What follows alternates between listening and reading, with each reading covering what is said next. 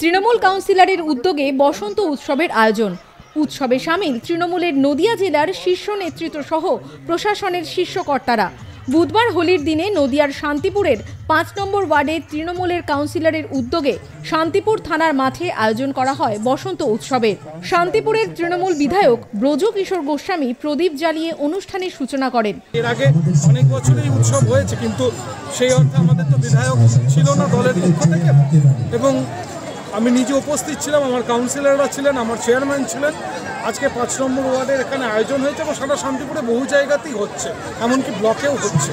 তো এটাই একটা আদর্শ, এটাই একটা ভালোবাসা যে এই মিলন উৎসবের মধ্যে দিয়ে আমাদের ধর্মের গ্লানি, জাতপাতের বিভেদ সব মুছে যায়।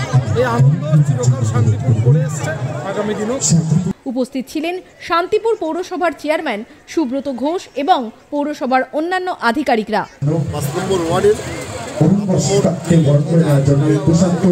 বিশ্বাসের নাম বলছি প্রশান্তদা, আমাদের সকলের প্রিয় কাউন্সিলর।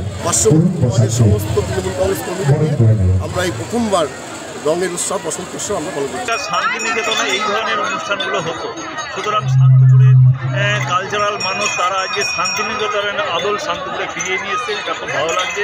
বিশেষ করে তৃণমূল কংগ্রেসের উদ্যোগে ৫ নম্বর ওয়ার্ডের কাউন্সিলর প্রভাত বিশ্বাসের ওয়ার্ডে আজকে আমরা এখানে সকলে এসেছিলাম। শান্তিপুরের বিভিন্ন ওয়ার্ডের তৃণমূল কাউন্সিলরদেরকেও এই বসন্ত উৎসবে সামিল হতে দেখা যায়।